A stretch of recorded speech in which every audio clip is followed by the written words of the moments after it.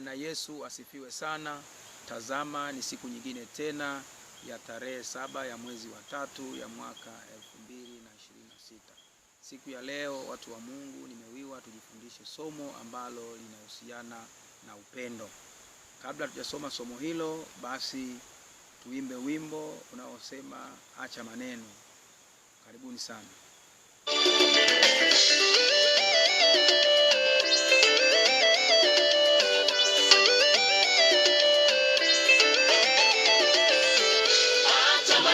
Shika neno la Mungu, acha maneno, shika neno la Mungu, ukatende neno tu, utaona baraka tu, ukatende neno tu, utaona baraka tu.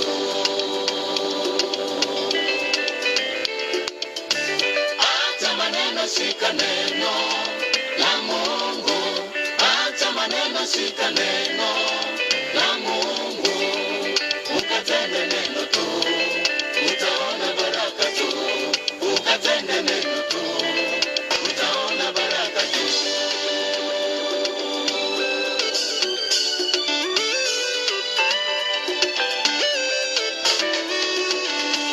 Hebu niambie, umeshika maneno gani?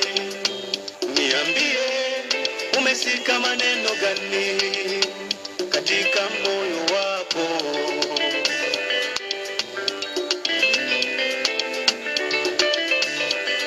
Umeshika maneno ya watu yanakusumbua, umeshika maneno ya watu yanakutesa, umeacha neno la Mungu lenye uzima, umeacha neno la Mungu lenye uzima, umefuata maneno yanakusumbua, umefuata maneno yanakusumbua.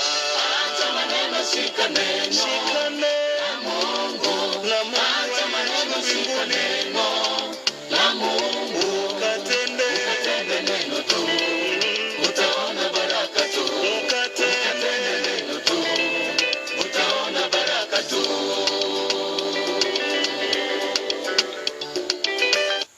Asante sana watu wa Mungu. Wimbo unaitwa acha maneno. Karibuni sana katika somo linalohusiana na upendo. Tuone nini maana ya upendo. Watu wa Mungu, tutambue kwamba upendo ni kitendo cha kuonyesha hisia za tofauti za ndani kwa mtu mwingine. Upendo ni nini? Upendo ni kitendo ambacho wewe au mtu yoyote anaweza kuonyesha hisia kabisa za ndani ambazo ni hisia za tofauti, anamuonyesha mtu mwingine. Ni hisia zinazoonyeshwa pengine ya kwamba mtu inawezekana umeridhishwa na mtu huyo, au umemkubali, au umemwamuru au unataka kumkaribia awe karibu yako. Yawezekana kutokana na matendo yake, au yawezekana kutokana na mienendo yake ya maisha yake ya kila siku. Hivyo unataka kuonyesha upendo. Watu wa Mungu, tuone aina za upendo. Watu wa Mungu, tunajua kuna aina mbalimbali za upendo ambazo zipo, lakini pia tuone kibibilia ni aina gani za upendo ambazo zipo. Kibibilia tuna aina 3 za upendo ambazo ni: aina ya kwanza, upendo unaotokana na hisia. Aina ya kwanza, upendo unaotokana na hisia. Na aina ya pili ni upendo unaotokana na vitu.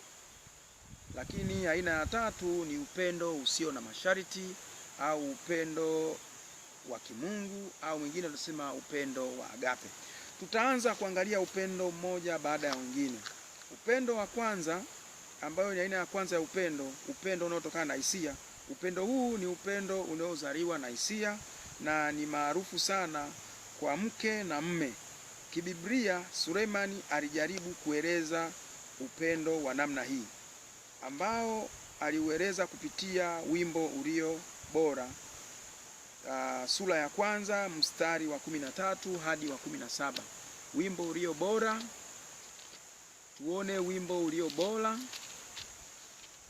sura ile ya kwanza, wimbo ulio bora, sura ya kwanza mstari wa 13, mstari wa 13 hadi ule wa 17. Wimbo ulio bora, sura ile ya kwanza mstari wa 13 hadi ule wa 17. Nayo inasema, mpendwa wangu ni kama mfuko wa manemane ukilazwa usiku maziwani mwangu. Mpendwa wangu ni kama kishada cha hina katika mizabibu huko Engedi. Tazama mzuri mpenzi wangu, mzuri macho yako ni kama yaua. Tazama mzuri mpendwa wangu, wapendeza, na kitanda chetu ni majani. Nguzo za nyumba yetu ni mierezi na viguzo vyetu ni miboroshi.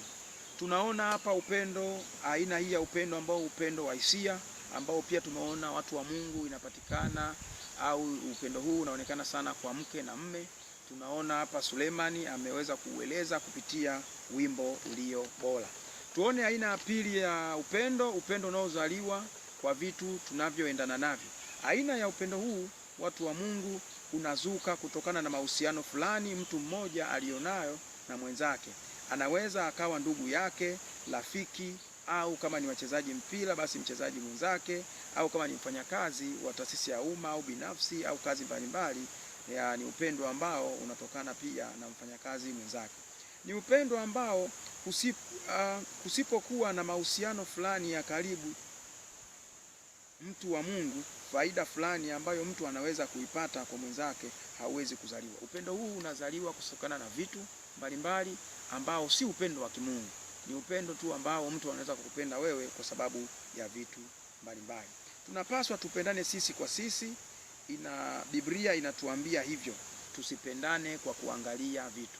Watu wa Mungu wa dunia ya leo, tusipendane upendo wa kwamba unampenda huyu kwa kuwa unapata maslahi fulani, usimpende huyu kwa kuwa kuna kitu fulani anatamani kukupa, bali upendo wako uwe upendo ambao hauna kielelezo cha kitu chochote kile.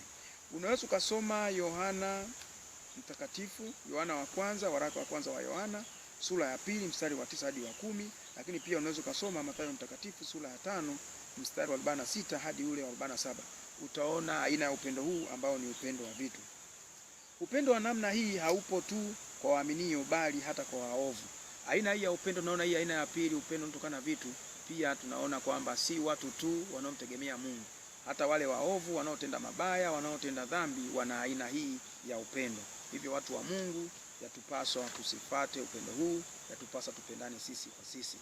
Lakini hivyo watu wa Mungu, upendo huu haujafikia vile viwango vyenyewe. Upendo wa kupenda kwa ajili ya vitu basi haumpendezi Mungu, wala haujamfikia upendo ule Mwenyezi Mungu anaotujalia sisi au anatupenda sisi tuwe nao.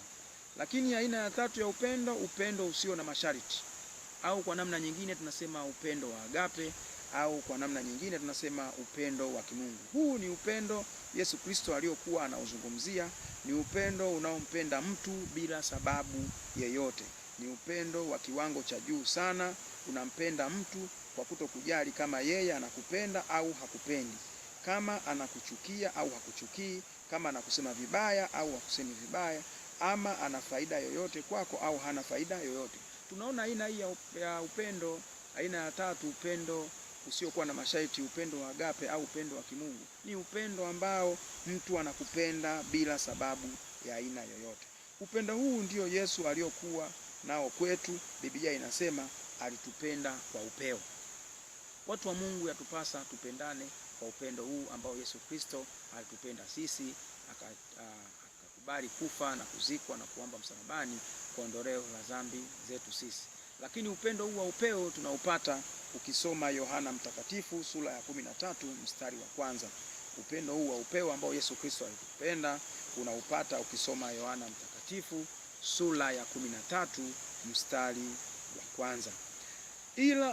Ili maanisha kusema hivyo, Yesu Kristo alitupenda upendo wa upeo kweli kweli, si kwa sababu tulikuwa ni watakatifu au kwa sababu tulikuwa ni waovu au kwa sababu alikuwa anatafuta ukubwa kwetu. Hapana, alitupenda tu, tena ile kutoka moyoni, na kufikia hatua ya kuutoa uhai wake kwa ajili yetu. Kama nilivyosema awali kwamba Yesu Kristo alikufa msalabani kuondolea dhambi zetu. Ule upendo ni upendo wa upeo. na upendo usio na masharti ya aina yoyote. Ndiyo Bwana Yesu anautaka kila mmoja wetu awe nayo. Ni ngumu kuufikia, hususan pale tunapoona mtu fulani anayetuchukia au anayetuzungumzia vibaya, halafu huyo ndiyo tunapaswa kumpenda. Kuna kama ugumu fulani, lakini ndiyo huo Mungu anautaka kuona kwetu. Jamani, watu wa Mungu, haijalishi ya kwamba ni upendo gani, bali ni upendo ambao Yesu Kristo anautaka. Nasema asanteni sana kwa kunisikiliza na Mungu awabariki. Zimekimbia.